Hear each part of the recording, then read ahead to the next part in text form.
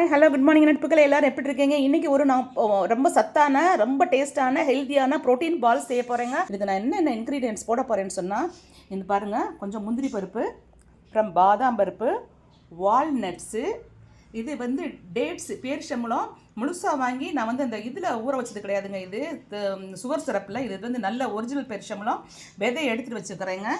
இது கிஸ்மிஸ்ஸு, இது organic kishmish sugar சிரப்பில் ஊறாதது. இது ஃபிக்கு அத்திப்பழம்.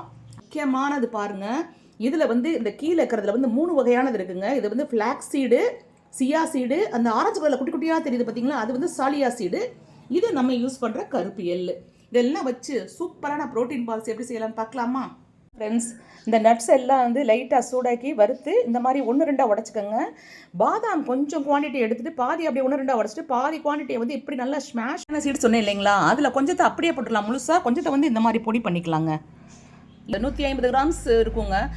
நான் இது போட்டிருக்கேன், நாட்டு சக்கரை போட்டிருக்கேன். இதுதான் பைண்டிங் மீடியம்.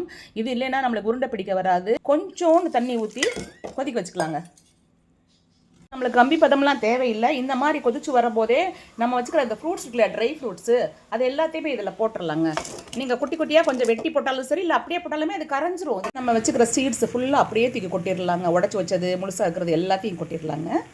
கொட்டியாச்சு பாருங்கள், முழு சீடும் கிடக்கும், உடைச்சதும் கிடக்கும். பாருங்கள், நம்ம போட்டிருக்க சீடு எல்லாமே எண்ணெய் வித்துக்கள். இந்த சூடு பட்டோன்னா அதில் இருக்கிற எண்ணெயும் விடும்.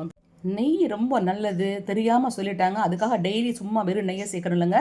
இந்த மாதிரி செய்யும் போது கொஞ்சம் நெய் போட்டு சாப்பிட்றதுனால தப்பு கிடையாது. முந்திரிக்கு பதில் பிஸ்தா சேர்த்தாக்கா ரொம்ப ரொம்ப ஹெல்த்து. ரொம்ப அது இதை விட ஹெல்த்து. முந்திரிங்கிறது அதை விட கொஞ்சம் கம்மியான நியூட்ரியன்ஸ் உள்ளது தான். ட்ரை பண்ணி பாருங்கள் ஃப்ரெண்ட்ஸ்.